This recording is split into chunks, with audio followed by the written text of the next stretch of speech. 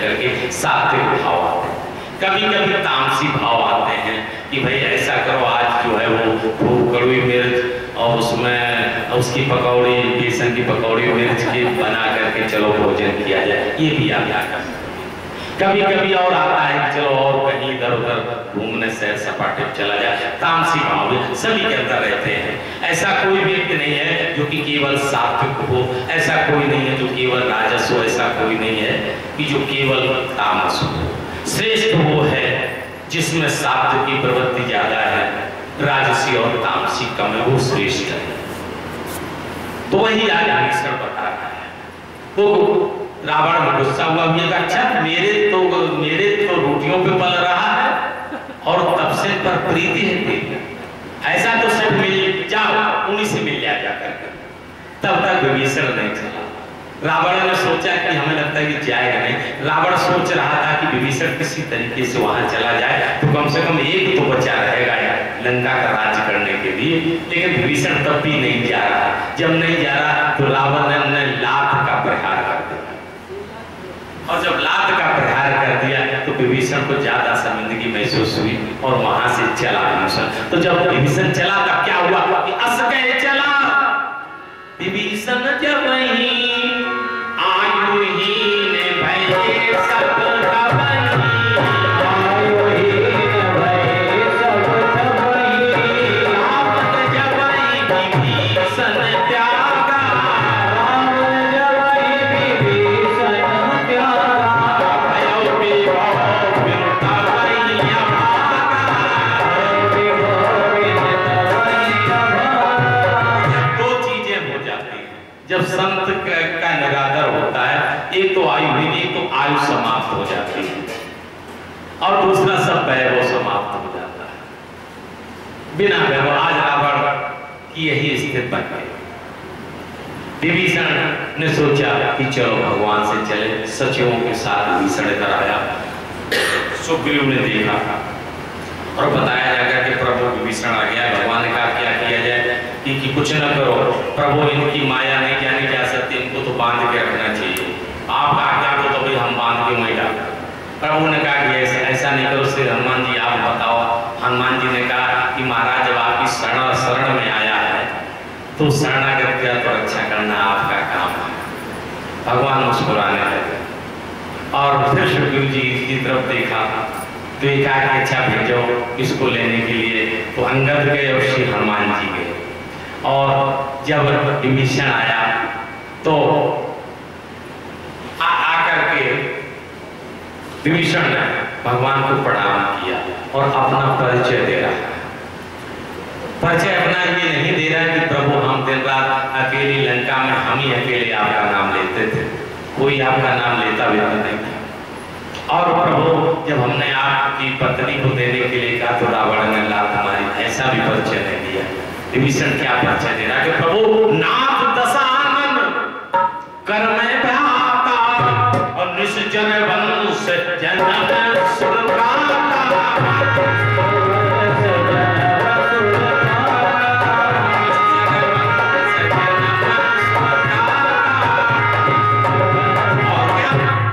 सहज पाप प्रिय तामस देहा, सहज पाप के मारा है, तामस देह है।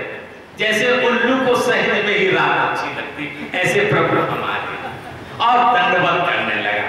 जब दंडवत करने लगे तो प्रभु ने क्या कहा कि कह लंकेश, लंकेश शब्द से संबोधित कर दिया प्रभु। सहित परिवार और कुशल कुठार बास तुम्हारा और खल मंडली बसो दिन रात। खल मंडली की रहते हो, कैसे काम चलेगा। और यहाँ पर भगवान कहते कि परबल पास नरक करता और दुष्ट संग जन दे विधाता। दुष्ट की संगत की तुलना में नरक का भोग ज्यादा अच्छा। क्यों ऐसा कहा? इसलिए कहा कि नरक के भोग भोगने के बाद पाप क्षय हो जाएंगे, उसको हो सकता है अच्छी ओर मिल जाए, लेकिन दुष्ट की संगत से पता नहीं कितना अधिक कितना वो पतित हो जाए और पता नहीं कहां पतित है।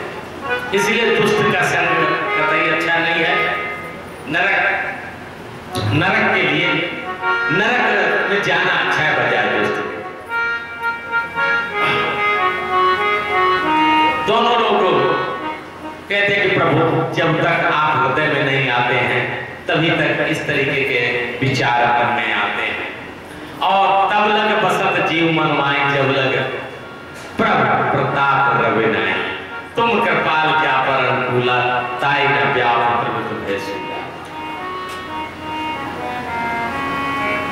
आज विभीषण पूर्ण शरणागत में भगवान को आता है। शरणागत को प्रभु ने कहा है कि कोट विप्र पद लागो जाओ आए शरण तजऊ नहीं। चाहे जितना पापी हो यदि हमारी शरण में आ जाता है तो हम उसको स्वीकार कर लेते हैं। आज भगवान अपने स्वभाव का वर्णन कर रहे हैं स्वयं अपने श्रीमुख से सुंदरकांड में। जरा दो चार चौपाई हम लोग देख लेते हैं कि सुनो सखा निजे कहा स्वभाव।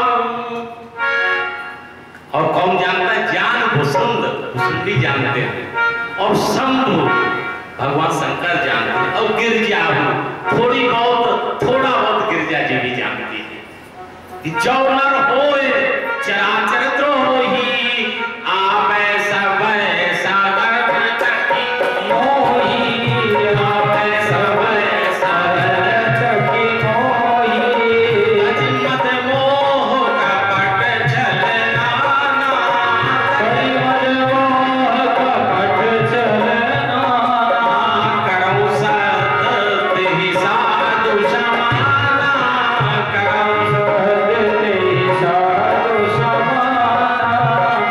बड़ी अच्छी भगवान ने कही।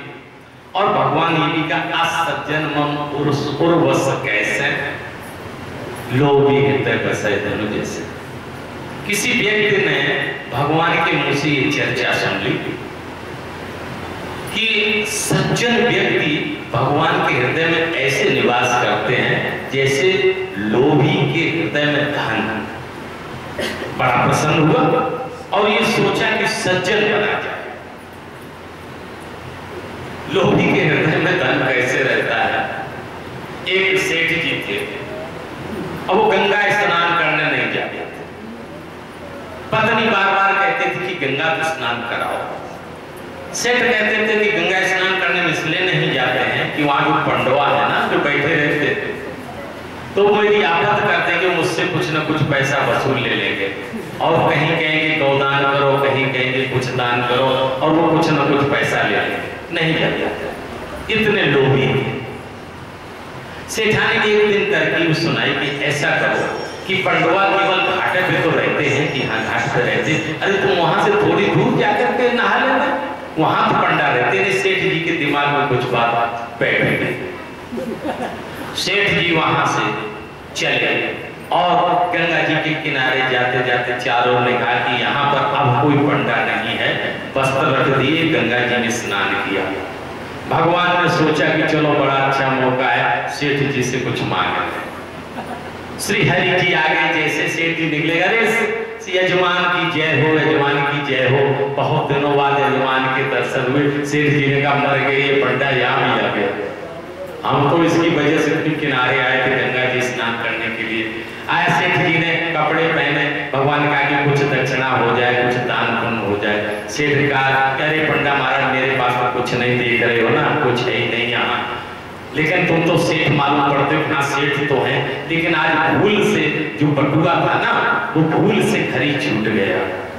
सोचा कि बहाना करते हैं तो ये नहीं जाएगा, तो घर पर तो समय घर पर तो बड़ी आपकी कृपा से बड़ी संपत्ति वगैरह, तो कोई बात नहीं, चलो हम घर चले चलते।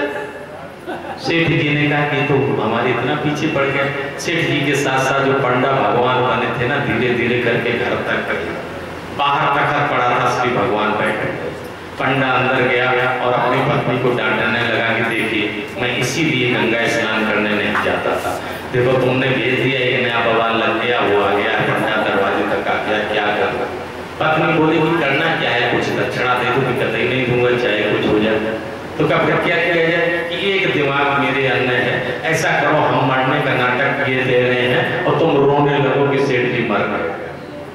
सेठ जी ने मरने का नाटक किया, पत्नी रोने लगी, अड़ोस पड़ोस पड़ोस वाले सब आ गए, पता लगा सेठ जी मर गए। उसने सुना भगवान बैठे थे, क्या हुआ कि सेठ जी मर गए। भगवान कहने लगे बहुत अच्छे इंसान थे, इतना बढ़िया यजमान थे, मुझे देखो यहाँ तक ले आए और मर गए। और सेठानी बार बार देखें, बार बार पूछें कि क्या क्या हुआ पंडा महाराज, आपका जाओगे कि नहीं जाओगे। अब हम कहते ही नहीं जाएंगे, अब तो हम यजमान का दाह संस्कार कराने की बात है।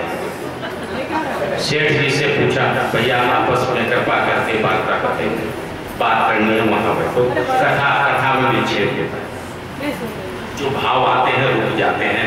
हमारे ऊपर कम से कम कृपा करवाते हैं। कहाँ पर चल रही थी कथा, जरा बताएं कहाँ अच्छा तो सेठानी पहुंची, सेठ उनके पास कि बताओ आप जाए। हम तो कतई नहीं जाएंगे, इतना बढ़िया जीवन, हम तो दाह संस्कार करा के जाएंगे। सेठानी ने सेठ से कहा आप क्या होगा बताओ, कि कुछ होने को चलो लेके चलो, संस्कार होगा।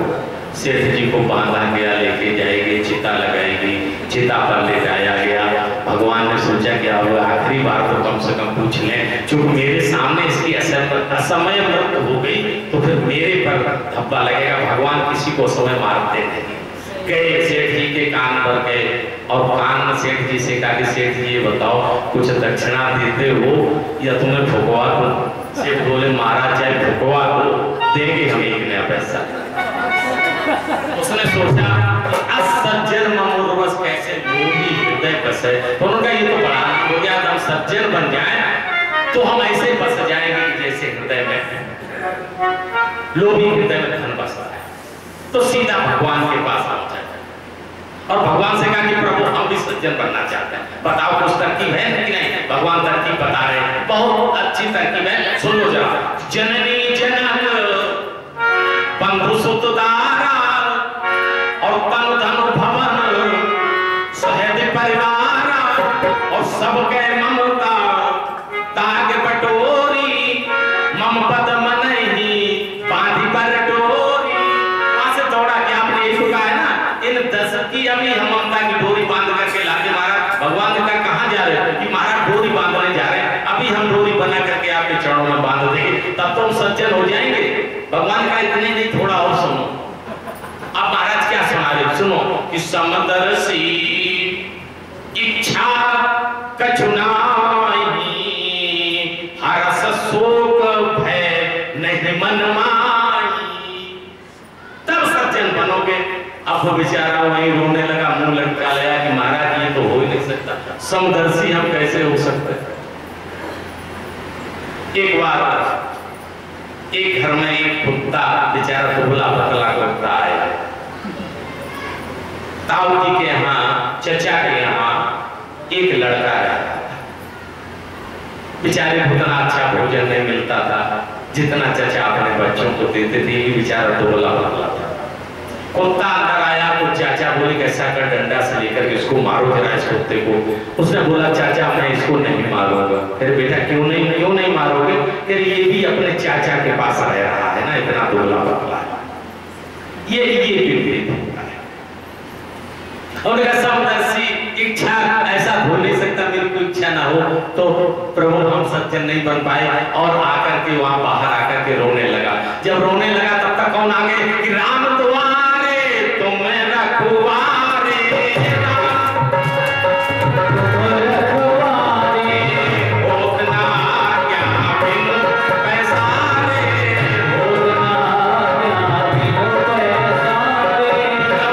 श्री हनुमान जी आ गए और उसको रोता हुआ देखा कि अरे तू यहाँ क्यों रो रहा है।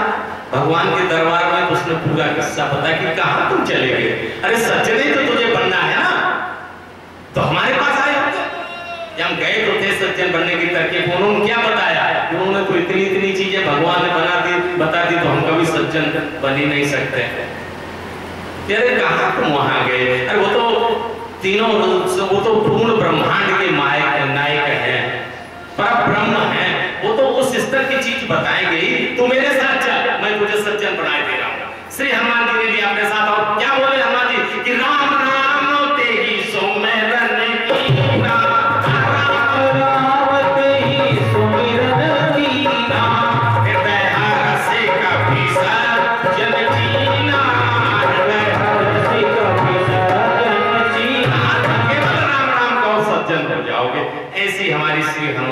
दिव्य दृष्टि, जो राम राम कहता है।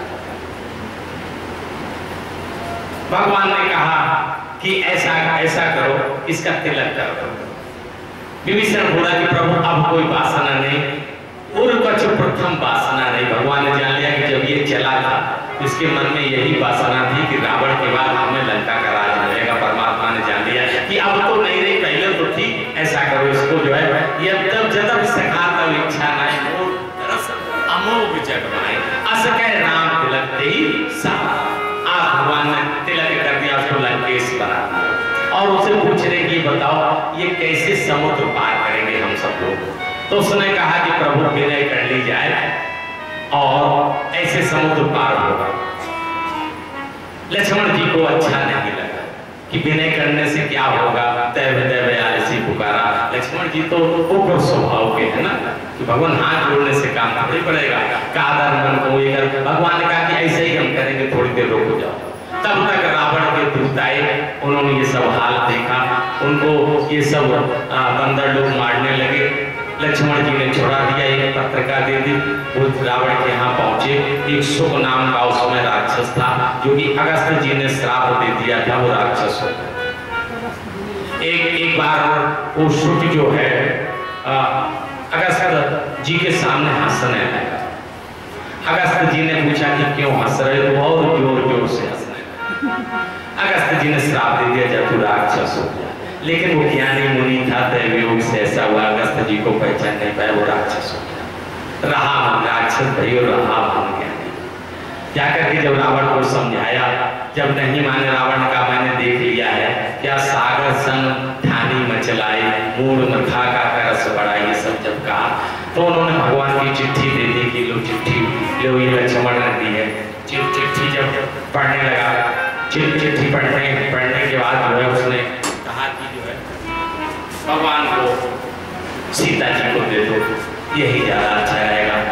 तो फिर रावण ने उसको चरण प्रहार किया। उसके बाद वो भी वहां से चला गया और भगवान की कृपा से उसने भी अपनी कर ली।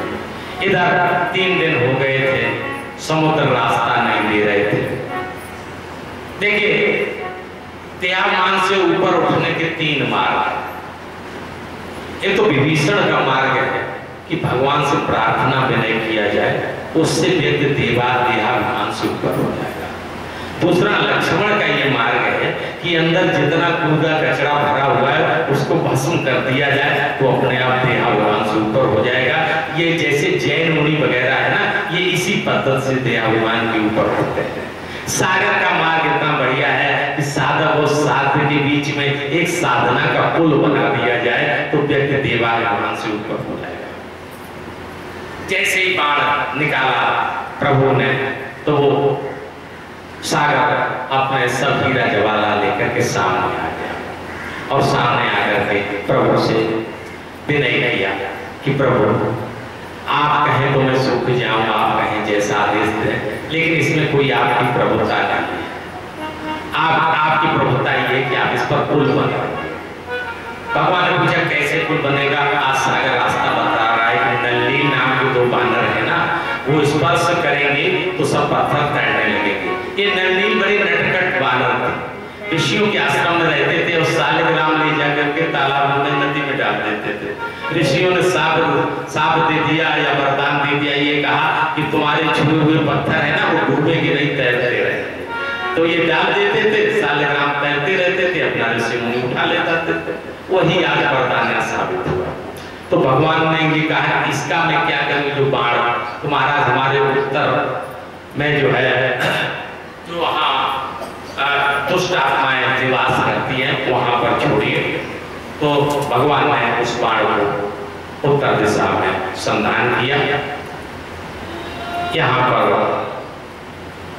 श्री सुंदरकांड की पूर्ण हुआ, लंका कांड और उत्तर कांड। और समय कम है, थोड़ा संक्षेप में हम लोग चलेंगे। ये जो पुल बना है ये 5 दिन में बना। पहले दिन 14 योजन बना, दूसरे दिन 20 योजन, तीसरे दिन 21 योजन, चौथे दिन 22 योजन, 5वें दिन 23 योजन। इस 100 योजन का पुल 5 दिन में बन गया। जब पुल बन गया तो एक भगवान राम के मन के अंदर एक विचार आया। ये विचार आया कि यहाँ पर हम भगवान शंकर की स्थापना करें। ये विचार क्यों आया? विचार इसलिए भी आया कि एक तो बता रहे हैं श्री राम जी भगवान शंकर की महिमा, और एक इसलिए भी विचार आया कि रावण भगवान शंकर जी का शिष्य है। इसलिए ऐसा ना हो कि हम बिना भगवान शंकर की आराधना किए सीधे सीधे शिष्य पर चढ़ाई करते हैं तो भगवान शंकर आना चाहिए। एक बार बाणासुर के साथ जब युद्ध हुआ था श्री कृष्ण जी का, तो भगवान शंकर जी बाणासुर की तरफ से पहुंच गए थे लड़ने के लिए। ये वहां कुछ गलती हुई थी भगवान श्री कृष्ण से, तो श्री कृष्ण ने विमोहित कर दिया था भगवान शंकर जी को। यहाँ वो भगवान राम चूक मर्यादा पुरुषोत्तम ने सोचा कि भगवान शंकर जी की स्थापना करें, यहाँ पर करें वो यहाँ संबुथापना। क्यों? क्योंकि मोरे हृदय परम कल्पना। और क्या कहते लिंग थापी कर विधवत पूजा। भगवान शंकर जी का जब लिंग की स्थापना हो रही थी तो श्री हनुमान जी को भेजा गया था कि एक पर्वत को उठा लाना, उसी से ये पुल भी बन जाएगा और भगवान शंकर जी की स्थापना भी हो जाएगी। हनुमान जी श्री हिमालय का एक बहुत बड़ा पत्थर, बहुत बड़ा टुकड़ा लेकर के चले। जब पुल पूरा बन गया तो भगवान ने सबसे कह दिया कि अब यहाँ किसी भी पत्थर लाने की आवश्यकता नहीं है, पर्वत लाने की आवश्यकता नहीं है, पुल पूर्ण हो गया है, जो जहां ला रहे वहीं रख दो। तो जो गोवर्धन है ना, यही पहाड़ श्री हनुमान जी ला रहे थे। तो ब्रज में श्री हनुमान जी ने गोवर्धन को स्थापित किया। गोवर्धन जी ने कहा कि ये तो कोई बात नहीं हुई, आपने हमसे ये वादा किया था श्री हनुमान जी कि हम भगवान राम के आपको दर्शन कराएंगे, वो आप हमें यहीं छोड़े दे रहे हो, ये कौन सी बात है? श्री हनुमान जी ने कहा कि ऐसा करो, पहला एक हमें छोटा सा पत्थर दो, वहां पर भगवान शंकर जी की स्थापना होनी है, उसको लेकर के चले, फिर हम भगवान से पूछ करके बताएंगे आकर के जो आज्ञा होगी। श्री हनुमान जी ने मन में विचारा, तब तक भगवान वहीं प्रकट हो गए।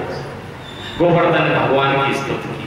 भगवान ने आशीर्वाद दिया कि अभी तो नहीं, द्वापर में जब हमारा अवतार होगा तब तुम चिंता नहीं करो, तुम स्पर्श की बात कह रहे थे ना, हम 7 दिन तुम अपने नख पर तुम्हें धारण करेंगे। भगवान ने आशीर्वाद दिया, भगवान चले गए। श्री हनुमान जी जब वहां ला करके पहुंचे तब तक वहां विलंब हो रहा था। ब्राह्मणों ने कहा कि समय निकला जा रहा है, तो बालू के शिवलिंग बना दिए गए और उनका विधिवत प्राण प्रतिष्ठा कर करके श्री हनुमान जी जब तक लेकर के पहुंचे तब तक वहां भगवान की प्रतिष्ठा तो लिंग था भी। तो कभी आप श्री रामेश्वर जी के दर्शन करने जाए तो जो भगवान रामचंद्र जी द्वारा स्थापित लिंग है, उसके बगल में ही श्री हनुमान जी द्वारा लाया गया लिंग कि भी अवश्य दर्शन करें। एक मंदिर, मुख्य मंदिर है, उसके बगल में हनुमान जी लाया गया, वो लिंग भी रखा हुआ है आज भी रामेश्वर। कभी जाए तो दर्शन करें उसके। आज भगवान कह रहे हैं शिव समान प्रिय मोहिन दूजा, और आगे बता रहे हैं कि शिव द्रोही में भगत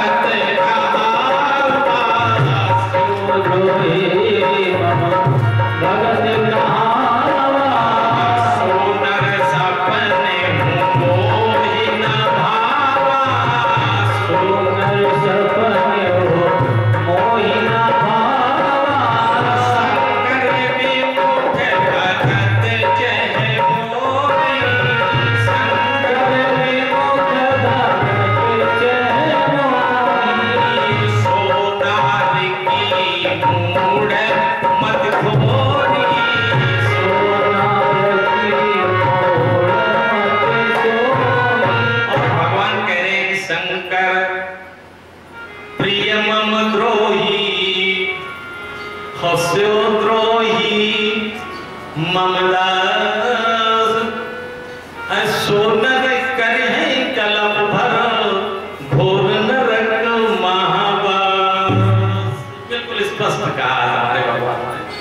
कि शंकर से विद्रोह करे मुझसे प्रेम करे, या मुझसे विद्रोह करे भगवान शंकर से प्रेम करे। ऐसा जो व्यक्ति होगा वो कल्प भर घोर नरक में वास करेगा। तो भैया कम से कम राम का नाम लोग सुन रहे हैं तो ऐसा तो काम ना करें।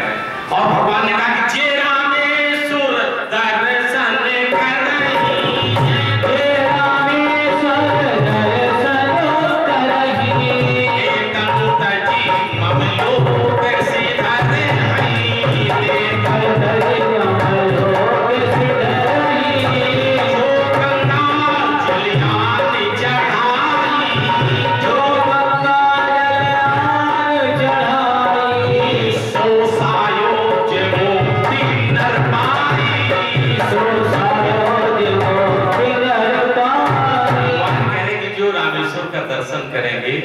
वो सीधे मेरे लोग को आएंगे, और जो गंगा जल हम श्री रामेश्वर पर चढ़ाएंगे उनकी शायद मुक्ति हो जाएगी।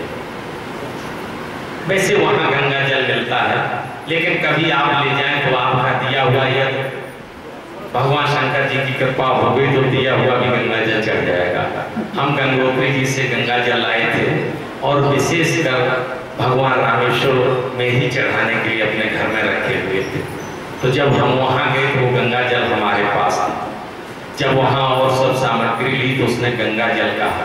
हमने कहा गंगा जल तो हम लाए हैं, गंगोत्री जी का है कि वो गंगा जल अभियान नहीं चढ़ेगा, निषिद्ध हो गया है। अब तो यही जो गंगा जल दिखता है ना, उसी को भगवान शंकर पर चढ़ाया जाता है।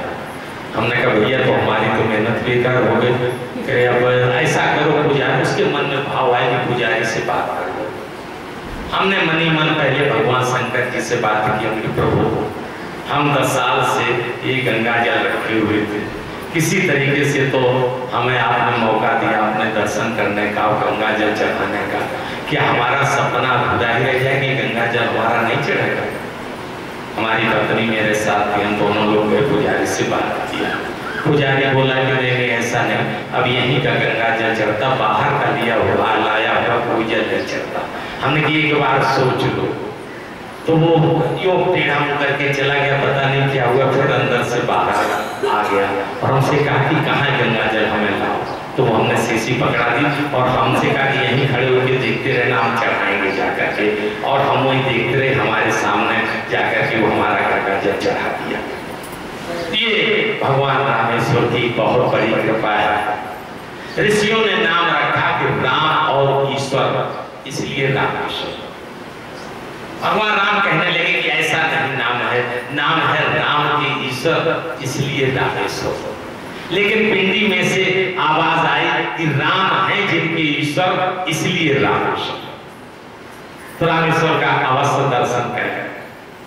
और क्या होगा कि हो यह काम जो छल तज से भगति मोर देहि शंकर दे, भगति मोर देहि शंकर दे, भगति मोर देहि। भगवान शंकर जी को प्रणाम किया, धीरे धीरे सब आगे बढ़े। आगे बढ़कर के पार की, पूरी सेना पार हो गई। जब सेना पार हुई तो मंदोदरी जी ने रावण को बहुत समझाया और समझाया कि अरे पति महाराज स्वामी बहुत जी, नाथ बैर की जय ताई सो, भुजबल जीत सकी जाया सो। तो मैं रघुपति अंतर कैसा? मंदोदरी सुना रही है, खल का क्रोध और दिनकर, तुम्हारा और भगवान राम का तो ऐसा अंतर है जैसे सूर्य और जुगनू। क्या क्या अच्छी बात है। संत कहाई अस नीत दसानन, चौथे पन जाई न पकाना। चौथा पन है हम लोग तो चलो जंगल में चल। दास भजन कीजिए तहाँ भरता, जो करता पालक संग हरता। जो तीनों काम करते हैं उसका भजन करे। रावण कह रहा है प्रिया क्यों तुम प्रथा भय मान रही हो? जग में कोई हमारे समान योद्धा है? तो मंदोदरी हृदय जाना, काल बस उपजा अभिमाना, काल बस उपजा अभिमाना।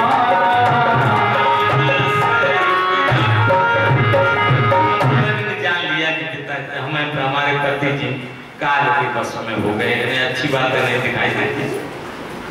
उसके बाद रावण अपनी सभा में पहुंचा।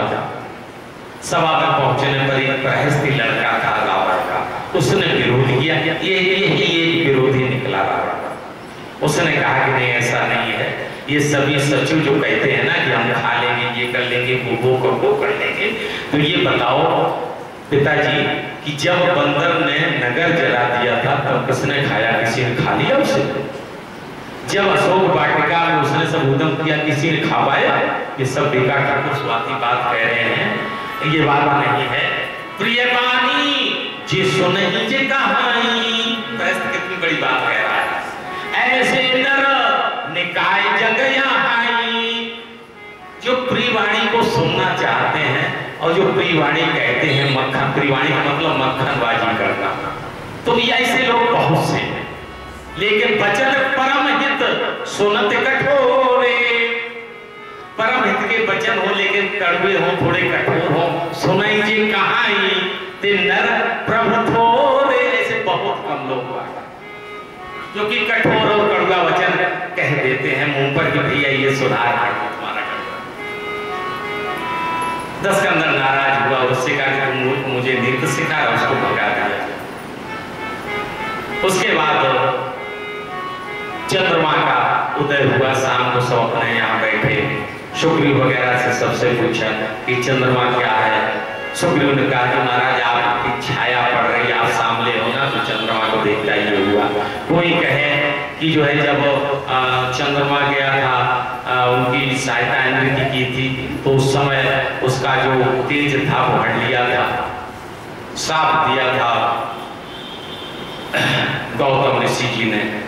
कोई ये कहे कि चंद्रमा ये उसका विष का भाई है, समुद्र से निकला था ना, इसलिए विष की कुछ जो कालिमा इसमें आ गई है। तब हनुमंत जी ने विचित्र बात कही, कहे हनुमंत सुनो प्रभु, सस तुम्हार प्रिय दास। चंद्रमा प्रभु आपका दास है, इसलिए आपकी मूरत जो है ना उसने अपने हृदय में धारण कर रखी, सोई श्यामलता है। सब लोग आनंद हुए। इधर देखा है कि दक्षिण की तरफ बिजली चमकने लगी, बहुत सी रोशनी आने लगी। विभीषण से पूछा कि एकदम से ये क्या होने लगा? अभी तो बादल थे नहीं और आकाश का बादल है नहीं, बीच में ही बिजली कैसे चमक रही? विभीषण हंसने लगे कि प्रभु ये बिजली की कुछ नहीं, ये दशकंदर अखाड़ा देख रहा है, और ये जो चमक रहे हैं मंडोदरी के जो कानों के है ना, ये सब वहां चमक रहे हैं। तो भगवान ने बाण निकाला, छत्र मुकुट ताटंक सब हते एक ही बाण, जितने उसके मुकुट जो छत्र था सब गिरा दिया, किसी जान नहीं पाया। लेकिन अपशकुन हुआ। अपशकुन होने के बाद मंदोदरी ने फिर समझाया कि पति ऐसा करो, राम से विरोध मत करो। अरे जिसकी ग्रहण सुनी कुमार है, दिशा विदिश जिनके निवेश हैं, दसों दिशाओं जिनकी वो करती हैं, वो सब कहाँ तो विरोध करते। आज रावण अजीब सी बात कह रहा है, यही लगने लगता है कि बुराई की जाती, लेकिन ये लगता अच्छाई हमारी बात करी। रावण कहता है कि नार स्वभाव सत्य सब कहानी, हर अवगुण आठ सदा गुण रहाई। अवगुण अपने को तो गुण देख रहा है, जो मंदोदरी बेचारी अच्छी बात बता रही, उसको कह रहा है कि 8 अवगुण हमेशा स्त्रियों के अंदर रहते हैं, ऐसा बता रहा है। और फिर उसके बाद कहने लगा रावण कि अवगुण तो हैं, लेकिन एक बहुत अच्छाई है मंदोदरी, तुम्हें हमने परख लिया। क्या परख लिया? मंदोदरी कहने लगी कि जानो प्रिया तोरी चतुराई, यही भी देखा मोर प्रभुताई, यही भी देखा मोर प्रभुताई, यही भी देखा मोर प्रभुताई, यही भी देखा मोर प्रभुताई। ये बहुत चतुराई है प्रिया, हमने जान लिया है, तो इसी प्रकार हमारी प्रभुताई करना चाहते हो। मंदोदर मनमोवस थयौ, पियहि कालवस मति भ्रम भयौ। मंदोदरी ने बिल्कुल दृढ़ प्रतिज्ञा किया, दृढ़ता से स्वीकार कर लिया कि काल के वश में हमारे पति हो। मंदोदरी ने 6 बार समझाया, लेकिन रावण की समझ में नहीं आया। यहाँ भगवान अपनी सेना में सुबह उठ पूछा क्या किया जाए? विचार किया गया, तो विचार बना कि अंगद को दूत बना करके भेज दिया जाए। एक बार अंगद को बुलाया गया, अंगद को दूत बना करके भेजा जा रहा है। प्रभु शिक्षा दे रहे कि देखो अंगद क्या तुम काम करना कि काज हमार तासुहित होई और विभूषण काजे हुबत कही सोई, विभूषण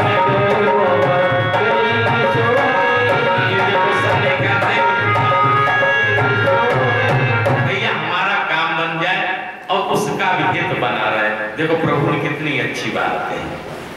यही हम सबको करना चाहिए, दुश्मन का भी हित देखना चाहिए, अपना काम बने और उसका हित। कभी किसी का अहित सोचना भी नहीं चाहिए। आप भगवान ये कह के भेज रहे हैं। तो जब चला तो पूर्व बैठक रावण कर बेटा खेलत रहा सुबह। एक कबड्डी का खेल रावण के का बेटा खेल रहा था। तो कबड्डी खेलते खेलते खेलते एक को किसी को पकड़ते पकड़ते जब वो भागता है ना छूने के लिए तो पकड़ के भाग रहा था, वो जाकर के अंगद से भेंट हो गई, जाकर वहां तक दौड़ गए कबड्डी खेलते। जब आंख उठाई तो उसने कहा अरे तू कौन है? मुझे जानता नहीं। कि मैं जानता हूं, मैं रावण का पुत्र हूं, तो मैं रामदूत अंगद हूं। अच्छा तू वही दूत है, उनका दूत है कि जिनकी पत्नी को मेरे पिताजी हर लाए थे क्या? अरे नहीं, मैं उनका दूत हूं जिन्होंने तेरी फूफी के नाक कान काटे थे। अब आपस में बातचीत खटपट पड़ने लगी, गुस्सा आ गई। अंगद ने लपेट के पूछ लपेट करके पटक दिया, उसका कल्याण हो। जब देख लिया रावण का बेटा मर गया तो सब सहम गए और बिना पूछे हुए रास्ता बताए दे रहे हैं कि जाओ भैया ऐसे जाओ ऐसे, बिना पूछे ऐसे ऐसे देख रहा है। सीधे सीधे श्री अंगद जी रावण जी के दरबार में आ पहुंच रहे हैं। रावण को कैसे देख रहे हैं, देखो क्या कैसा रावण है। ये अंगद दीख दशानन कैसे सहित प्राण कर चले गिरी गए, मानो काजल का बहार।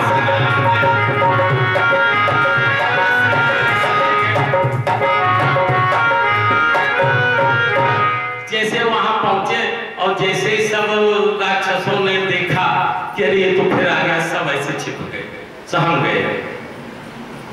श्रींगन ने सोचा कि हमें कुछ कुर्सी उर्सी डाली जाएगी, थोड़ी देर तो इंतजार किया। जब कुछ नहीं डालेगी तो अपनी पूंछ ऐसे करते करते करते करते और जितना ऊंचा रावण था ना उतना ही ऊंची पूंछ ऐसे करके पूंछ के ऊपर यूं बैठ गए। अब दोनों लोगों की आमने सामने बातचीत अच्छी रहती है ना। कहे दशकंठ कवंते बंदर, तू कौन सा बंदर? मैं रघुवीर दूत दशकंधर, मैं रघुवीर ही का दूत। और जो हमारे पिता से तुम्हारी मित्रता है इसलिए हम तुझे समझाने आए। कौन पिता? तो कहा बाली। रावण जानता था कि बाली को भगवान ने मार दिया, तो कहा कि बाली कुशल तो है ना। अंगद बोला कि बाली जैसी कुशल में है ना, 10 दिन बाद तू भी वहीं पहुंचेगा, जाकर के तो पूछ लेना वहां जाकर के कैसे कैसे होगा। अंगद ने ये भी कहा, उससे पूछा कि देखो तुम्हारी धर्मशीलता को हम खूब जानते हैं, तुमने पुरानी स्त्री की चोरी की है और तुमने तुम्हारी बहन के नाक कान काट लिए, फिर भी तुमने रोज रोज कुछ नहीं किया। रावण अंगद से कहता कि अंगद ये बताओ तुम्हारे जो सेना है उसमें कौन सा योद्धा है जो कि हमसे लड़ सकता है? अंगद ने कहा सभी लड़ सकते, तो उससे कौन नहीं लड़ सकता? तेरे कोई नहीं लड़ सकता, एक केवल लड़ सकता है कि जिसने लंका जराई है। अंगद बोला कि है किसी बंदर ने लंका जराई? ये भी हुआ कि हाँ बंदर आए लंका जराई। अच्छा इसीलिए सत्य नगर का पुजारे हो, बिन प्रभुआ यश पाए, फिर न गयो सुग्रीव पही, ते भय रहा लुका है। अच्छा इसीलिए वो डरा डरा घूम रहा। अब हमारी बात समझ में आ गई। हम भी ये कहें कि ये बंदर अब तक अपने खेमे में पहुंचा क्यों नहीं? अच्छा उसने बिना प्रभु की आज्ञा के तेरी लंका जला दी थी, इसलिए वो अभी तक नहीं वहां पहुंचा। दशकंधर ने सोचा है ये तो बड़ी अजीब सी बात होगी। तो दशकंधर कहता है कि धन है, कभी धन होते हैं, जैसा मालिक नचाता है वैसे नाचते रहते हैं। आज अंगद पूछ रहा है कि ये बता रावण तू 3 में से कौन सा रावण है?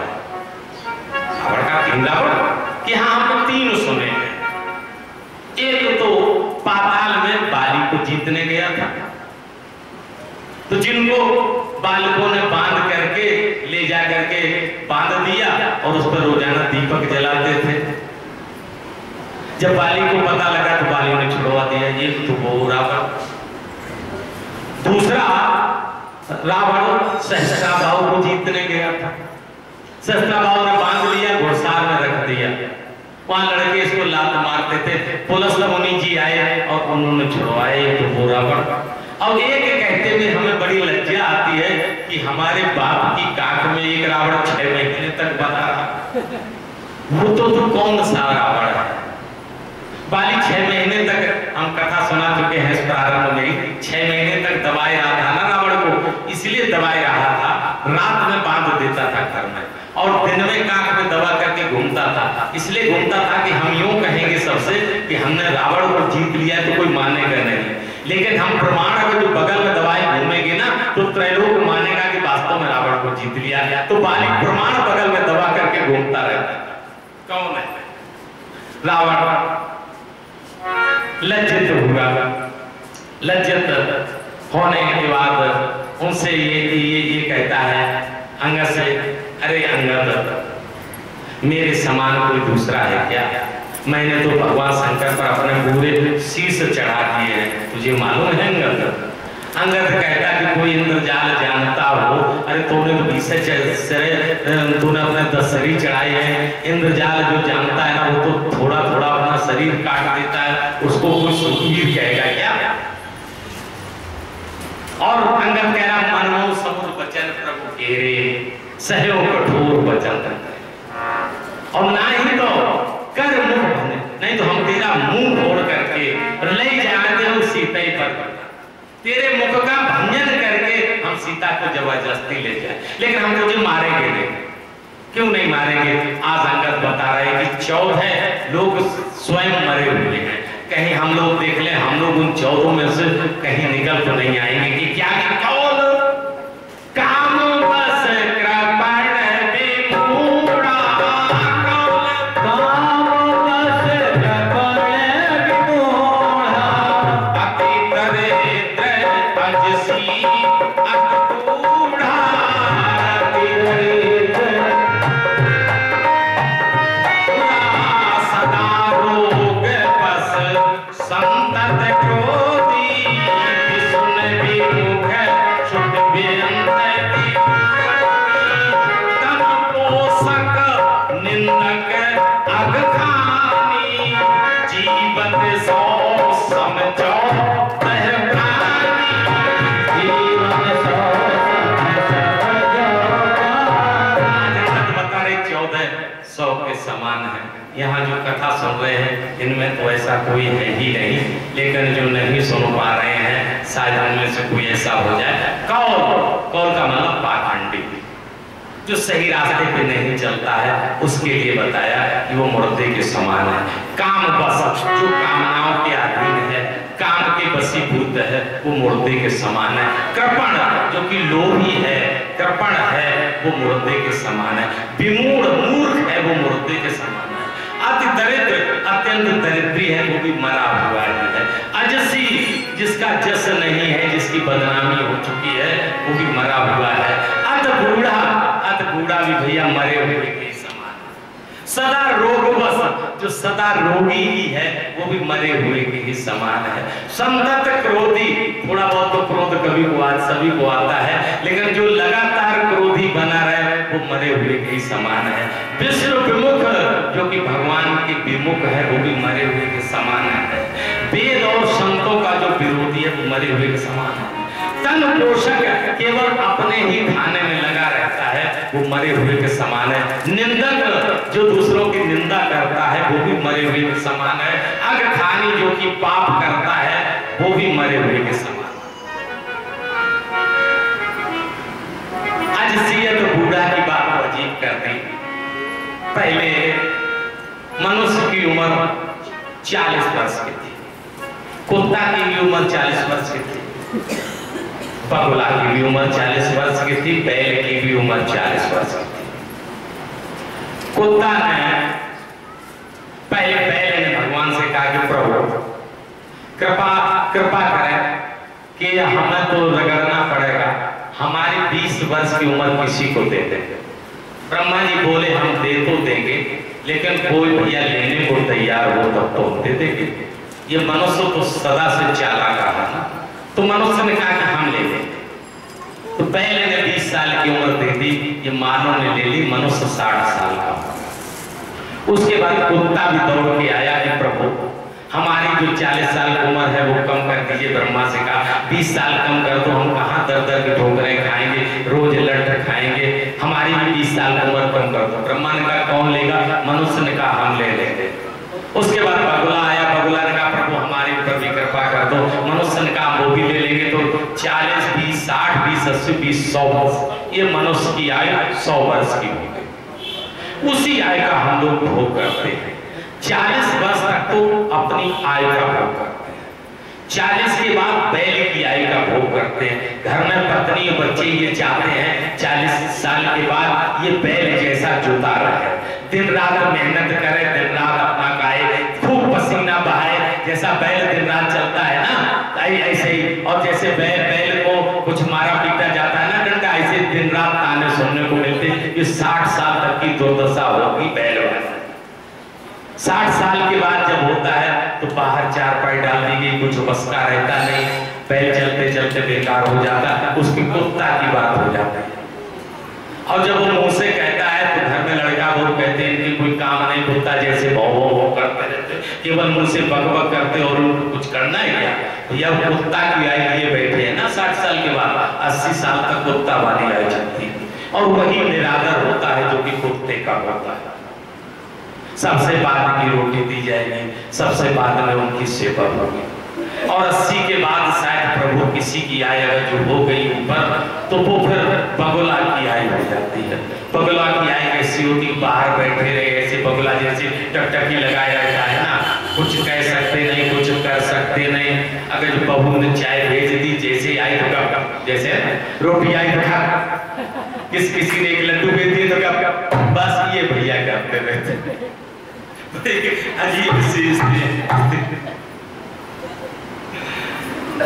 अब उसने कहा कि जब भगवान किसने निंदा की तो आज अंगद कह रहा है कि हर हर निंदा सुनई जे कहाना, तो होए पाप गोघात समान। भगवान की निंदा सुनते हैं तो गोघात के समान, गौ के मृत के समान पाप होता है। तो उसको गुस्सा आया, कटकटाया और अपना पैर पृथ्वी में गाड़ दिया। कटकटाने कपि कुंजर भारी और दो भुज दंड तमक महिमारी। पहले अपने दोनों हाथ ऐसे मारे, अभी पैर नहीं मारे, अभी पहले दोनों हाथ ऐसे नीचे। जैसे हाथ मारे वैसे ही 10 सिकंदर ऊपर से लड़खड़ा करके गिर गया। गिरा तो उसके 10 मुकुट बाहर फैल गए। अंगद ने क्या किया कि 4 मुकुट रामादल को फेंक दिए और 6 मुकुट 10 सिकंदर ने तब तक उनके साथियों ने उठा करके अपने ऊपर। फिर 4 मुकुट कौन फेंके? ये चारों जो पुरुषार्थ होते हैं ना, साम दाम दंड भेद, ये चारों राम के पास भेज दिए 10 सिकंदर ने। और रावण को शिक्षा दी कि अब 6 मुकुट तेरे रह गए ना, तो 6 शास्त्र में जो कहा गया है अब रावण तू वो कर। अब ये साम दाम दंड भेद, अब ये तू छोड़ चारों चीजें, साम दाम दंड भेद की जरूरत नहीं रह गई। अब जो 6 शास्त्र में है वो किया गया। 10 सिकंदर कहता है गाल बजाया तो ही न लागा, तो लाज नहीं आ रही, गाल बजा रहा। ऐसा सब जब किया तो फिर अंगद को गुस्सा आया, उसने समा मान रखना, अब की बात कह रहा है। और क्या कह रहा है? जो मम चरण सकसी सटटारी, जो मेरे चरण को हटा देगा तो फिर ही राम सीता में हारी।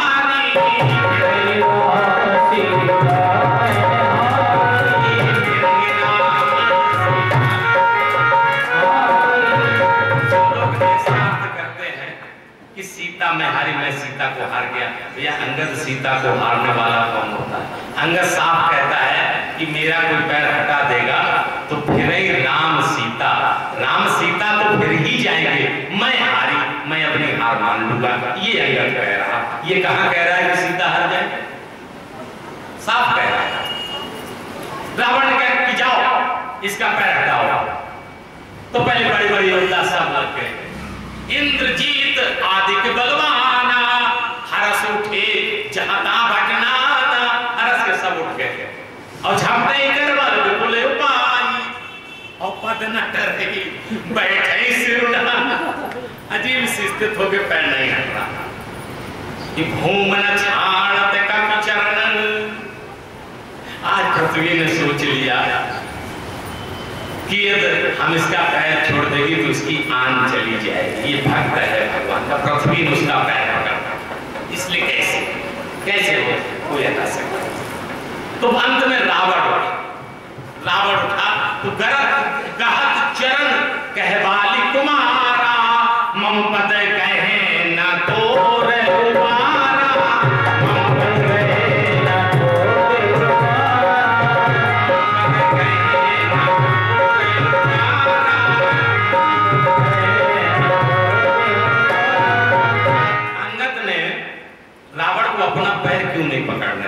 अंगद ने हटा लिया।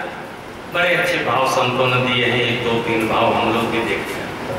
एक तो भाव ये है कि निश्चित तौर से रावण भी हमारे पैर को हटा नहीं सकता, ये अंगद को पूर्ण विश्वास है। यदि रावण हटा नहीं पाएगा फिर भगवान राम रावण को मारेंगे तो सब लोग यही कहेंगे कि राम ने कौन सी तारीफ कर दी। अरे रावण तो वही था ना, कितना कमजोर, जिसने अंगद के पैर तक को नहीं हटा पाया, तो कौन सी राम की तारीफ होगी।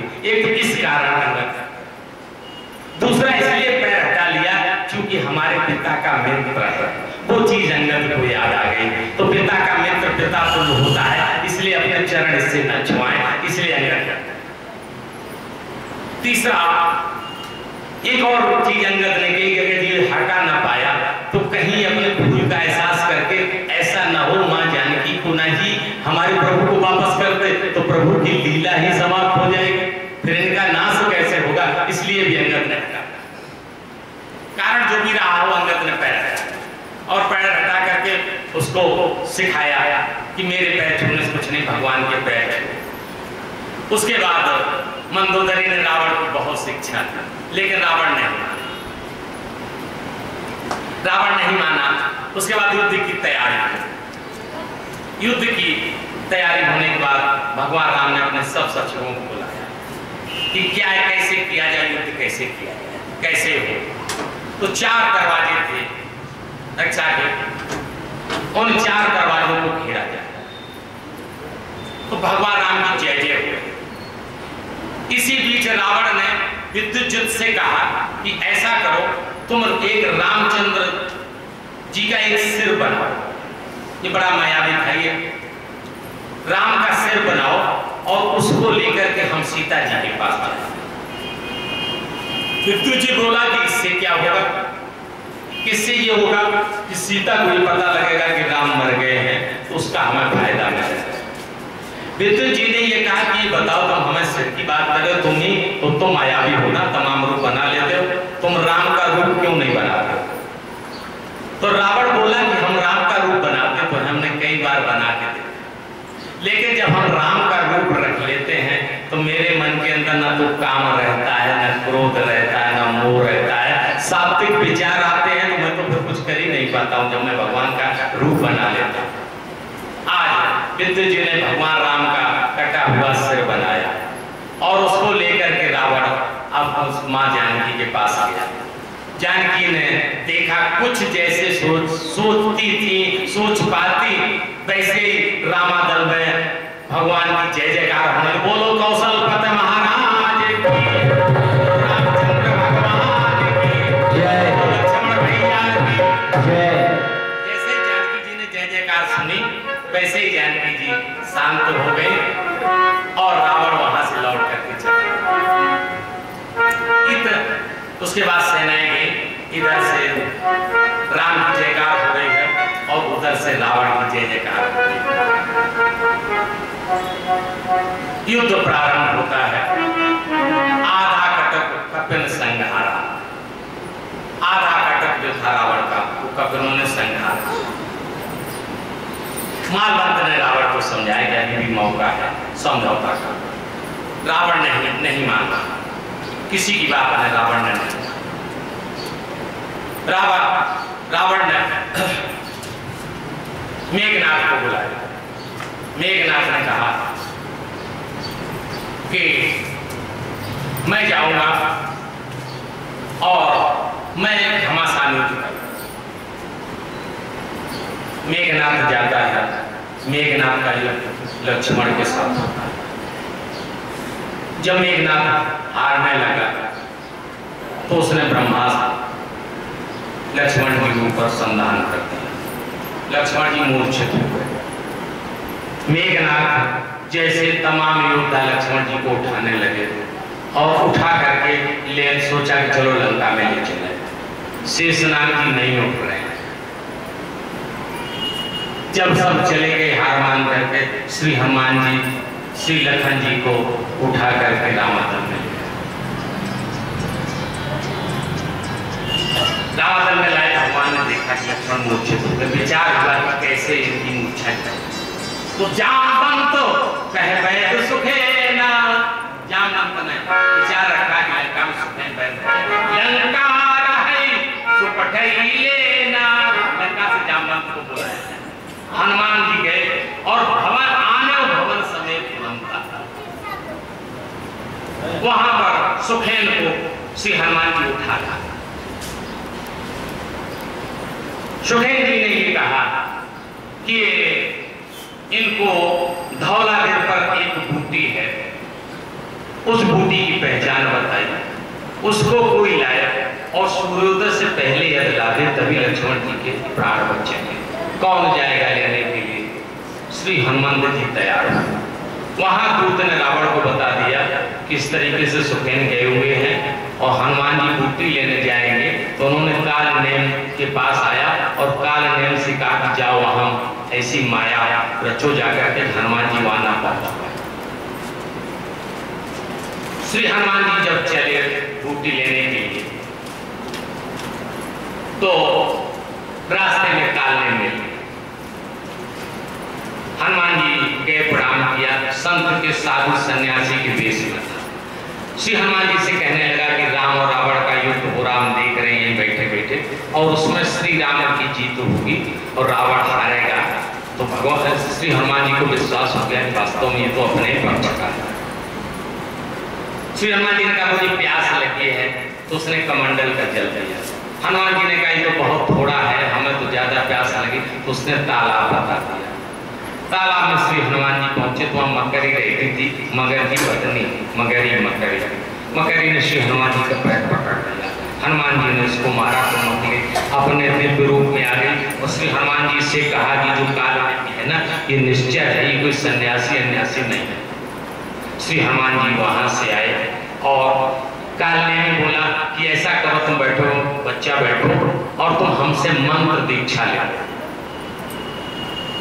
हनुमान जी कहने लगे कि ऐसा करो कि मंत्र दीक्षा गुरु दक्षिणा तो मंत्र दीक्षा तो हमें बाद में देना, तुम हमसे पहले गुरु दक्षिणा ले लो। कहे कपि मुनि गुरु दक्षिणा ले, पाछे हम ही मंत्र तुम देव, पाछे हमें मंत्र तुम देव, सिर लंगूर लपेटी बछारा, सिर लंगूर लपेटी बछारा,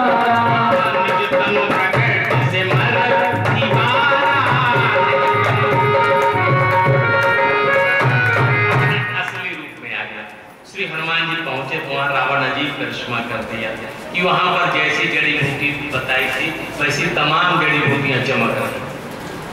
श्री हनुमान जी ने पूरा पर्वत उठा लिया, पर्वत उठा करके चले, श्री अवध के ऊपर होकर के जा रहे थे।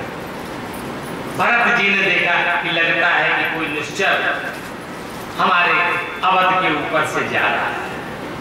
तो जब ये देखा तो बिन फर सायक मारे। श्री भरत जी ने बिना फर के सायक मारा, चाप समझ लगता, बिना फर का बाण श्री भरत जी ने चला दिया। परयो मुरुछ महिलागत सायक और सुमरत राम राम रघुनायक, सुमिरत राम राम का जो स्मरण करने लगे तो श्री भरत जी ने जाना करे हमने क्या किया, कौन है।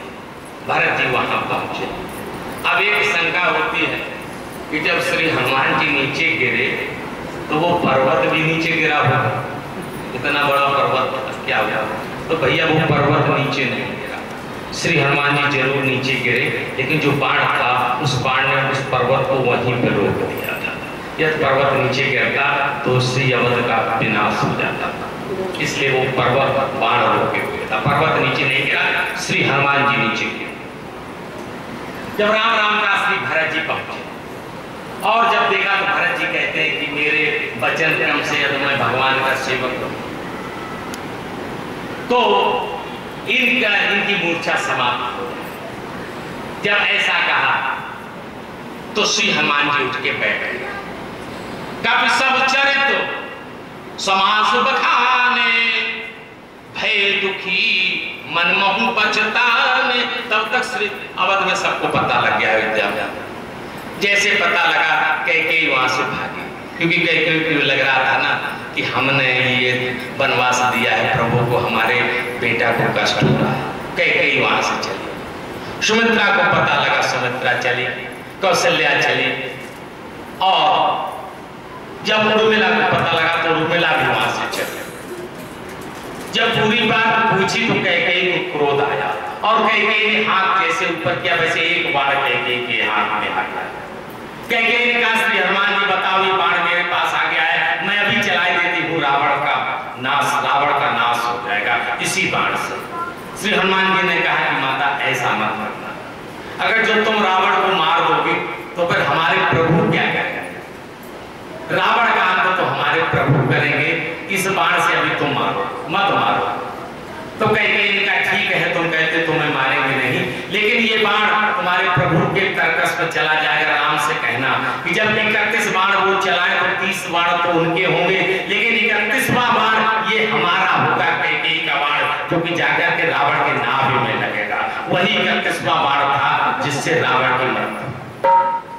तब तक सुमित्रा जी आगे, सुमित्रा जी मुस्कुरा रही। सबने कहा कि तुम्हारा पुत्र संकट में है, मर रहा, तो मुस्कुरा रही। सुमित्रा जी ने कहा कि मैं इसलिए मुस्कुरा रही हूँ कि अभी हमारे एक पुत्र है, तो लक्ष्मण जी अगर जो नहीं रहेंगे तो हम शत्रुघ्न बेटे को भेज दें। उर्मिला जी हंस रहे थे। श्री हनुमान जी ने देखा उर्मिला की ओर प्रणाम किया। उर्मिला जी ने कहा कि हमारे पति को कुछ हो गए। श्री हनुमान जी ये बताओ कि हमारे पति कर क्या रहे हैं, कि सो रहे, और राम क्या कर रहे हैं? राम रो रहे हैं। तो बोले कि बताओ जिसको कष्ट होगा वो रोएगा या जिसको कष्ट नहीं होगा वो रोएगा? तो क्या माता जी रोएगा तो वही जिसको कष्ट होगा, और ये बताओ जिसको कष्ट होगा वो सोएगा या जिसको कष्ट नहीं होगा वो सोएगा? अगर सोएगा तो वही जिसको कष्ट नहीं होगा। तो कह हमारे पति को तो कोई कष्ट ही नहीं, कष्ट तो उसको है। लेकिन श्री हनुमान जी ने कहा कि माता कष्ट तो है, लेकिन मेघनाथ ने लक्ष्मण जी को बाणों से मारा। जैसे ऐसे कहा वैसे ही हाथ उर्मिला ने हाथ ऊपर किया और ये बाण उर्मिला जी क्या कहते हैं। और उर्मिला ने कहा कि अरे हनुमान जी, इस ये बाण मेरे पास आ गया है, मैं अभी इसको चला देती हूँ और मेघनाथ का खात्मा हो जाएगा। श्री हनुमान जी ने फिर हाथ जोड़ लिए और उर्मिला जी से कहा कि नहीं आप नहीं मारेंगे मेघनाथ को, तो भैया लक्ष्मण ही मारेंगे। उर्मिला ने कहा ठीक है, यही बाण हमारे पति के तरकस में जाएगा और जिस पर मेरा नाम लिखा रहेगा। हमारे पति से कहना कि जब मेघनाथ का वो जो वध करना चाहे तो मेरे बाण का अनुसंधान करें, मेघनाथ का वध हो जाएगा। चलने के लिए हुए तो ये कहा कि जो सूर्योदय से पहले मुझे पहुंचना है। उर्मिला कहने लगी तुम इसकी हनुमान जी क्यों चिंता करते हो? अरे मैं सूर्य कुल की पुत्र वधू हूं, मैं जब तक नहीं चाहूंगी तब तक सूर्योदय होगा ही नहीं। ऐसी बात करते हो, जब तक मेरे पति जिंदा नहीं हुए तब तक सूर्योदय कैसे हो सकता है? भरत जी ने कहा कि तुम ऐसा करो कि मेरे बाण पर बैठो। चढ़मम सायक सैल समेता पटवाओ तो जहां कृपा निकेता,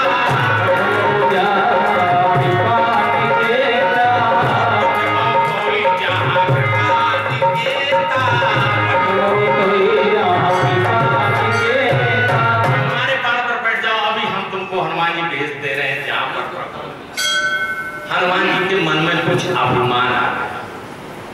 कि हमारे भार से और हम ये पर्वत का भार लिए रहेंगे, क्या बाण चलेगा क्या? तो कहा, सोचा कि चलो परीक्षा कर लिया जाए। सोने का भी मन उपजाय अभिमान, मोरे भार शैली की बाण, मेरे भार से बाण कैसे चले? तो ये देखा कि बाण कैसे चलेगा, अभिमान आया। तो श्री हनुमान जी ने कहा कि अच्छा भरत भैया चलो करो कोशिश, हम बैठे जा रहे हैं। पहले ऐसा करो कि पर्वत तो छोड़ो, पहले हम ही को बैठ करके अजमा लो। भरत ने बाण सीधा किया, श्री हनुमान जी बैठ के पूरा वजन लेकर के और कई बार धचके दिए, जय श्री राम जय श्री राम, बाण वहीं का वहीं रुका पड़ा। अब हनुमान जी की समझ में आ गया कि वास्तव में ये बाण हमें और पूरे पहाड़ को ले जा करके पहुंचा देगा, ये श्री भरत जी का बाण। उतर आए बाण से नीचे और भरत जी के हाथ जोड़े कि नहीं भैया जरूरत नहीं, हम लेके चले जाएंगे। वहां रामादल में अब तक हनुमान जी नहीं पहुंचे, तो वहां भगवान विलाप कर रहे हैं। और क्या कर रहे हैं,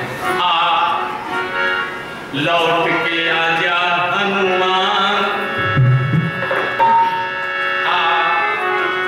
लौट के आजा हनुमान, तुम्हें श्री राम बुलाते हैं। लौट के आजा हनुमान, तुम्हें श्री राम बुलाते हैं। बचा लक्ष्मण के तू प्राण, बचा लक्ष्मण के तू प्राण, तुम्हें भगवान बुलाते हैं, तुम्हें भगवान बुलाते हैं।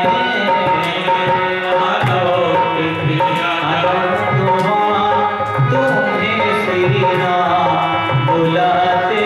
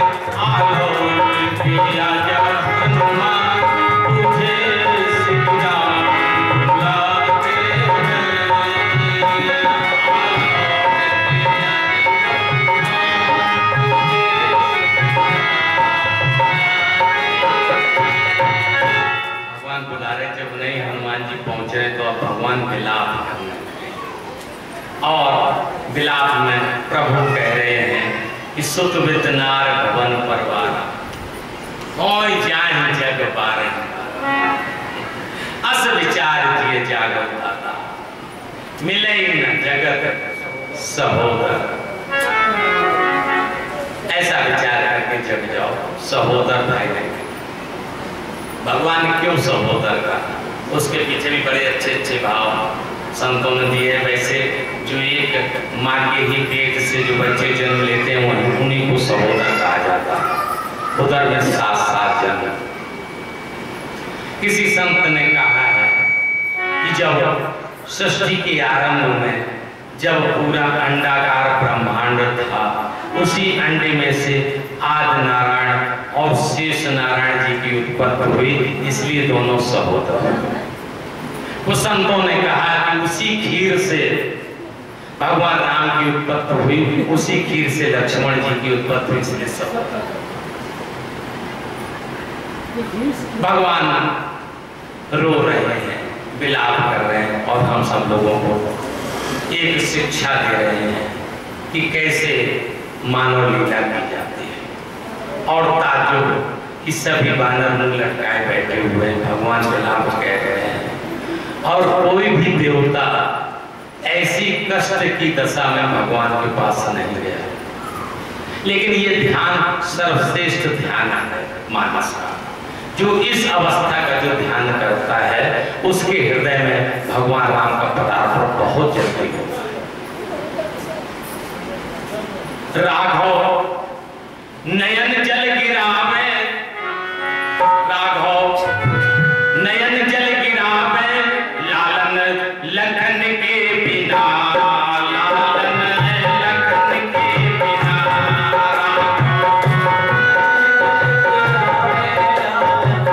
नयन जल गिरावे, लखन के बिना, लखन के बिना। व्याकुल बैनियों सुनावे, व्याकुल बैनियों सुनावे, लालन लखन के बिना।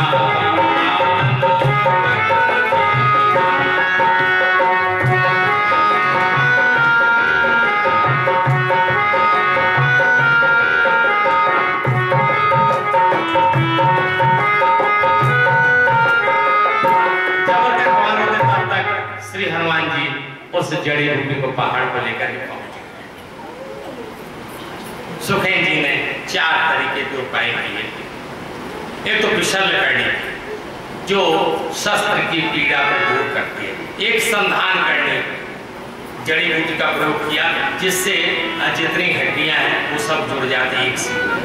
एक सवर्ण करने का जड़ी बूटी का प्रयोग किया जिससे जो शरीर की चमड़ी एक जैसी हो जाती है। और ये मृत संजीवनी जड़ी बूटी का प्रयोग किया जिससे जीवन में संचार आ जाता है। जब 4 जड़ी बूटी का प्रयोग किया तो श्री लक्ष्मण जी उठ के बैठ गए। रामादल में आनंद हुआ। उसके बाद रावण ने जाकर कुंभकर्ण को जगाया। नहीं उठ रहा था, जबरदस्ती जगाया गया। कुंभकर्ण युद्ध करने के लिए आया। तो युद्ध करने पर आया। विभीषण ने देखा कि कुंभकर्ण, पहले तो कुंभकर्ण ने रावण को बहुत समझाया, तूने बहुत गलत किया है। जगदम्बा हरियाणा विश्व चाहत कल्याण, बहुत अच्छा उपदेश दिया है कुंभकर्ण ने। लेकिन जब उसको मदरा पिटाई तो लड़ने को तैयार हो। युद्ध भूमि में आया तो सामने विभीषण मिला। विभीषण ने जाकर के प्रणाम किया। क्या कहता कुंभकर्ण कि धन्य धन्य धन्य विभीषण, भयउतात निश्चर कुलभूषण, भयउतात निश्चर कुलभूषण, भयउतात निश्चर कुलभूषण। अरे भैया तुम निश्चर कुल के भूषण। और फिर विभीषण से कहा मेरे सामने से हट जाओ, मुझे इस समय कुछ दिखाई नहीं दे रहा, मुझे तो युद्ध करना है और तुम सामने रहोगे तो तुम्हारा भी नुकसान हो सकता है। विभीषण वहां से चला जाता है, युद्ध करने लगता है। युद्ध करते करते इसने ऐसा विकराल युद्ध किया जो सब सेना में खलबली मच गई। इसने श्री हनुमान जी को मूर्छित किया। सुग्रीव जी को मूर्छित करके सुग्रीव जी को तो बगल में दबा करके चला। बहुत इसने क्या जामवंत ने जाकर के जब उसको मुक्का मारा तभी हुआ। बहुत ज्यादा जो है इसने युद्ध किया और इतना इसका विशाल शरीर था जो सीधे सीधे बंदरों को ऐसे मुंह में खाने लगा। सबको खाता जाता था। लेकिन इसके कान और नाक कितने बड़े थे जरा देखिए। तो मुख नासिका श्रवण की बाटा, निसरी पर आहे भालू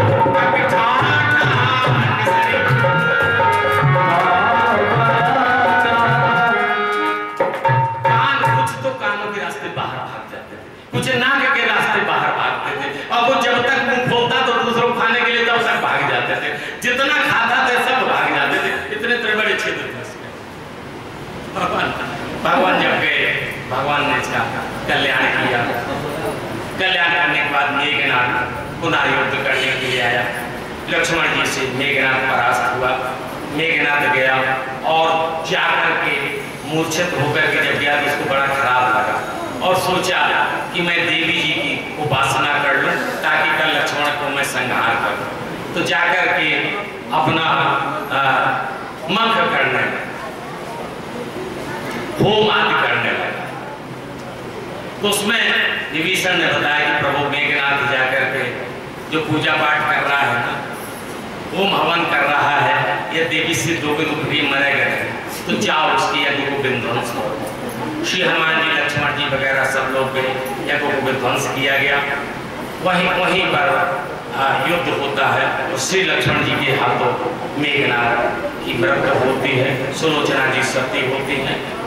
रावण ने मेघनाद जब मरा उस दिन एक दिन युद्ध नहीं किया, शोक मनाया और शोक मना करके रावण आज उपदेश देने तीन ही ज्ञान उपदेशा रावण सबको बैठा करने कहने लगा कि तो शरीर ही ऐसा है, आत्मा कहाँ मरती है। तो जब ज्ञान देने लगा तो किसी ने सोचा कि ऐसा न हो कि रावण युद्ध से विरत हो जाए और जानकी जी को लौट डाल दे। तब तक कहा कि ऐसा नहीं होगा। क्यों नहीं होगा? कि पर उपदेश कुशल बहुते जे आचरहि ते नर गणे, जे आचरहि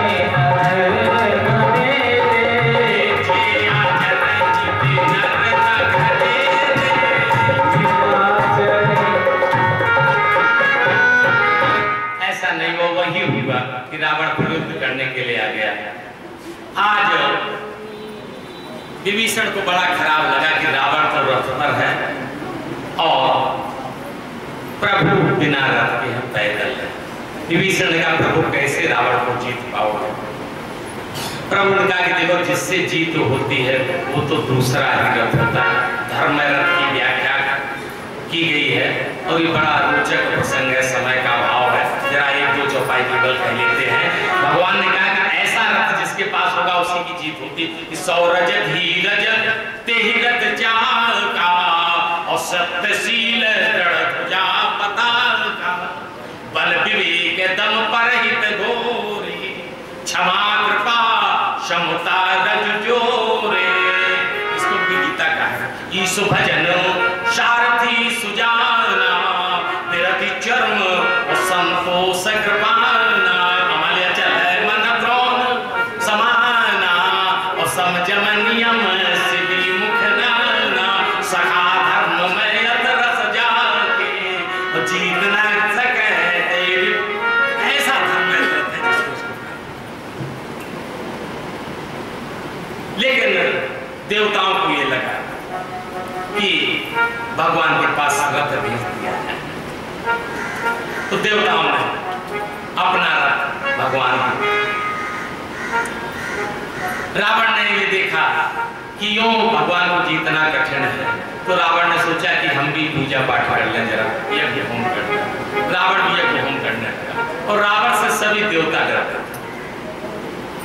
जैसे रावण यज्ञ, अच्छा देवता जितने आए थे तो वो कभी राम की जय नहीं बोलते थे, सब कहते थे जय हो जय हो जय हो। सोचते थे कि कहीं राम की जय ना हुई, रावण की जय हुई तो हम तो यही कहेंगे ना कि हम तो तुम्हारी जय बोल रहे थे।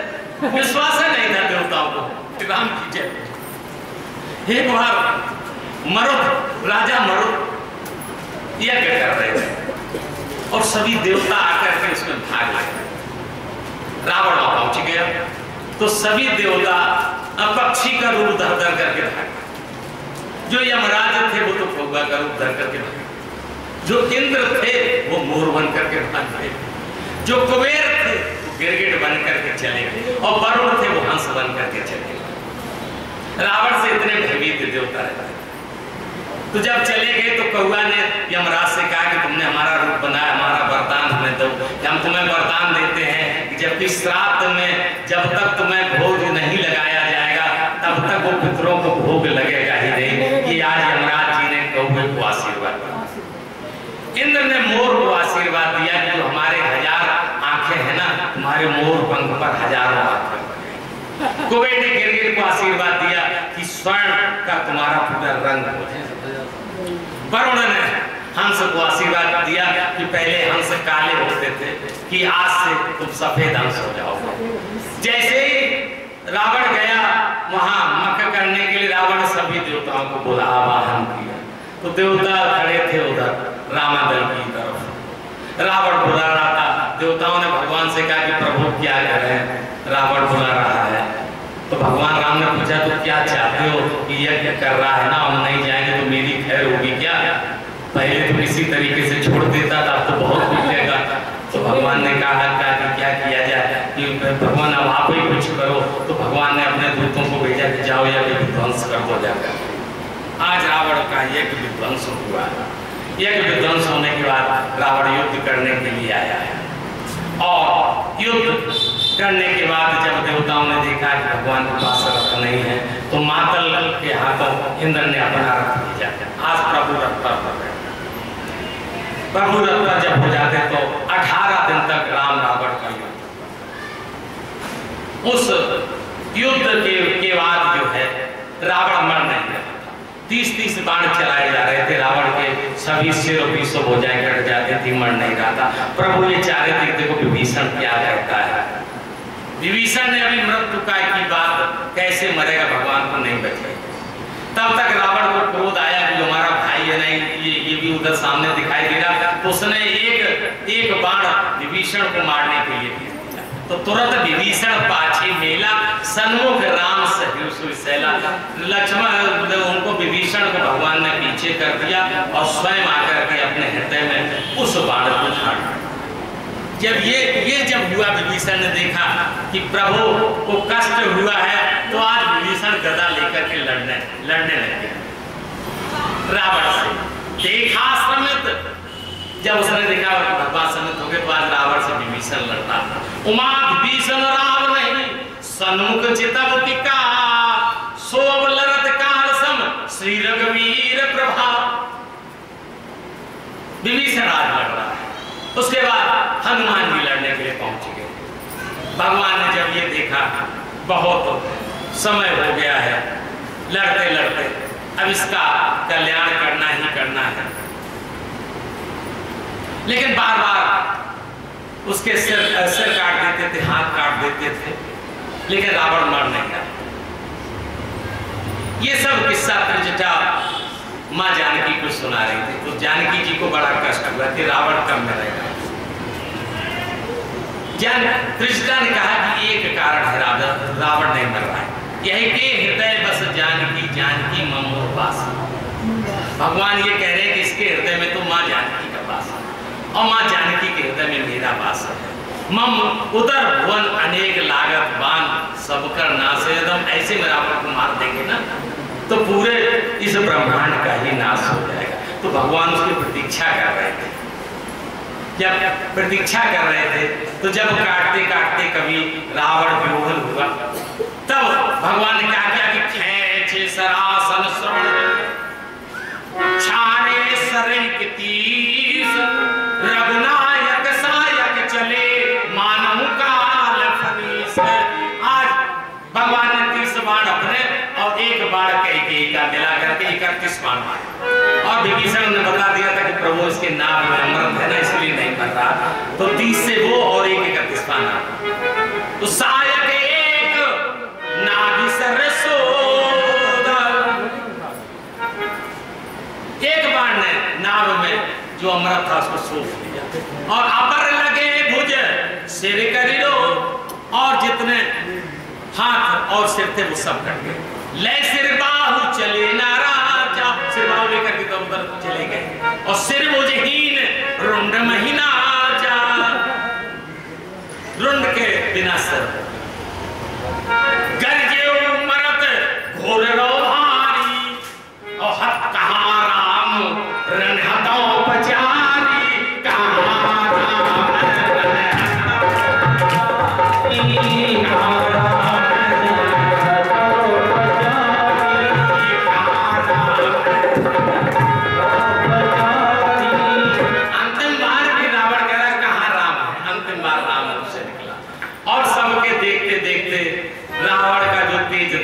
भगवान के श्री अंग में समा गया। सभी को बड़ा हर्ष हुआ है। और रावण का सिर जो था वो मंदोदरी के यहाँ गिरा जाकर के लंका में। मंदोदरी कहती राम विमुख असहाल रहा न को कुल रोपन। मंदोदरी विलाप करती है। मंदोदरी विलाप करने के बाद भगवान ने दूसरे दिन सबको कहा कि सब लोग जाओ और विभीषण को राजगद्दी दे। भगवान ने कहा कि हम तो नगर में जाएंगे नहीं। सब गए और विभीषण को राजगद्दी दी जाकर। और ये कहा कि सीता को पैदल ले आया। सीता को माँ को पैदल लाया गया और परीक्षा माँ जानकी ले जा रही है। माँ जानकी की अग्नि परीक्षा अग्नि परीक्षा लेने के बाद सब लोगों को जो इंद्र को बुलाया, इंद्र आ गए। इंद्र से कहा कि यहाँ पर आप सभी को अमृत की वर्षा कर। इंद्र ने अमृत की वर्षा की। अमृत की वर्षा में जितने भालू और कप मरे थे सब जिंदा हुए। निशाचर इसलिए नहीं जिंदा हुए कि उनको परमात्मा ने परम गति दे दी, लेकिन बानर और भालू सभी जिंदा हुए। इसके बाद भगवान ने सबसे उससे विभीषण से कहा कि विभीषण ऐसा करो, तुम्हारे पास जितनी धन संपत्ति है जरा उसको ऊपर जाकर के बांटो। विभीषण पुष्पक विमान में सभी धन संपत्ति ले गया और ऊपर जाकर के गगन पर जाकर के बांटने लगा। सभी भालू बिच्छू ने सब अच्छी अच्छी चीजें अपने बटोरे। उसके बाद भगवान चलने के लिए तैयार हुए। पुष्पक विमान में सब लोग बैठे, अंगद, हनुमान, विभीषण, नीलयामन सभी लोग साथ साथ चले। पुष्पक विमान की खास बात थी, वैसे छोटा ये विमान था 2 सीटर, लेकिन ये बढ़ता जाता था। जितने बैठने वाले होते थे उतना ही बढ़ता चला जाता था। सब लोग बैठ करके आज चल रहे हैं। बैठ करके धीरे धीरे जब आगे चले तो भगवान ने सोचा कि केवल एक दिन रह गया है। भरत ने कहा था कि प्रभु यदि एक दिन भी विलंब हो गया तो अपने प्राण छोड़ देंगे। पहले भगवान वहां से सीधे अयोध्या में गए और सभी को अयोध्या दिखाई, सरयू जी की महिमा बताई। उसके बाद प्रयाग में पहुंचे और प्रयाग में पहुंचने के बाद श्री हनुमान जी से कहा कि हनुमान जी आप जाओ, खबर लेके जाओ जल्दी, ऐसा ना हो हमें विलंब हो, भरत जी अपने प्राण न छोड़ दें। तो बजरंगी